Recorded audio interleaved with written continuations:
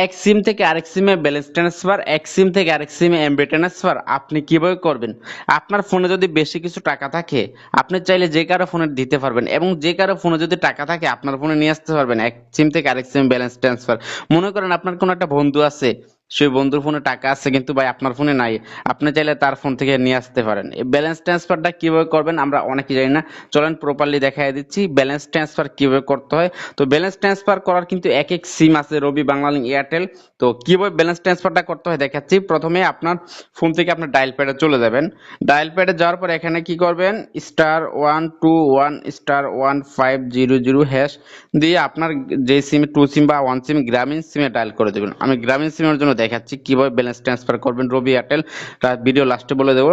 তো এখান থেকে দেখতে পাচ্ছেন যে প্রথমে রেজিস্ট্রেশন, আমরা যেহেতু নতুন অবস্থায় করব রেজিস্ট্রেশন, আর আপনি যদি ইতিমধ্যে আগে থেকে করে ফেলেন কিভাবে আপনার পিনটা বের করবেন সেটা পরবর্তীতে দেখাবো। রেজিস্ট্রেশন করব 1 দিয়ে আমরা সেন্ড করে দিলাম। যদি ইতিমধ্যে আপনি আগে রেজিস্টার করে ফেলেন তাহলে কিন্তু একটা পিন থাকবে। তো এটা হয়ে গেল, রেজিস্টার্ড হয়ে গেল। রেজিস্টার্ড করার পর আমাদের কাছে একটা এসএমএস চলে আসবে, এসএমএস একটা পিন আসবে।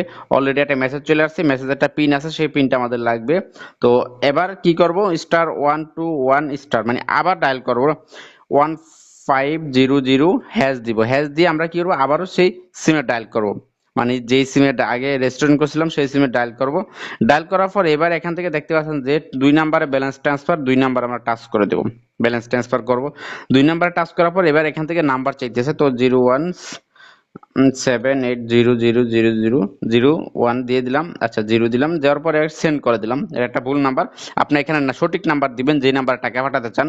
তো 10 থেকে 100 টাকা পর্যন্ত এখান থেকে বলছে, তো যেহেতু আমি 99 টাকা দিচ্ছি, আমি ওই নাম্বারে 99 টাকা পাঠাবো। আপনার চাইলে 10 থেকে 100 টাকা পর্যন্ত দিতে পারেন। সেন্ড করে দিলাম, দিয়ে তো সেন্ড করে দেওয়ার পরে এবার ওইখানে একটা পিন আছে, যে পিনটার কথা বলছিলাম সেখানে কিন্তু পিন দিয়ে দিছে, সেই পিনটা এখানে বসাই দিবেন। আমি সেই পিনটা বসাই দিলাম, ধরেন একটা পিন বসাই দিলাম। তাহলে এখন আমার এই সিম থেকে টাকা চলে গেছে। তো এবার যদি আপনি মনে করেন যে আপনার যে আগে রেজিস্টার করে ফেলছেন, তাহলে কিন্তু আপনাকে আগে থেকে একটা কোড দিবে। যদি আপনি কোডটা না পান তাহলে কি মাই জিপি অ্যাপসে চলে যাবেন। আপনার এখান থেকে কি করবেন, মাই জিপি যে অ্যাপসটা আছে প্লে স্টোর থেকে ইনস্টল করে নেবেন। ইনস্টল করে যে সিমটা আছে সেই সিমটাতে লগ ইন করে নেবেন।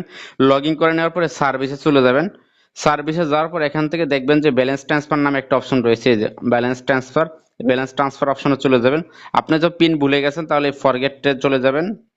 ফরগেটে চলে যাওয়ার পর এখান থেকে যে নাম্বার আছে সেই নাম্বারটা দিবেন, দেওয়ার পর একটা ওটিপি যাবে, তারপর নেবেন, তারপর পিনটা অটোমেটিকলি আপনি আপনার মন মতো করে দিয়ে নিতে পারবেন। তো এইভাবে কিন্তু আপনি আপনার গ্রামীণ থেকে ব্যালেন্স ট্রান্সফার করতে পারেন। অন্যান্য অপারেটর কিভাবে করবেন, স্ক্রিনে কোডগুলো দিয়ে দিলাম, সেই কোডগুলো দেখে দেখে কিন্তু আপনি করতে পারেন অনায়াসে, খুব সহজে। ভিডিওটা দেখে যদি ভালো লাগে শেয়ার করতে বলবেন না।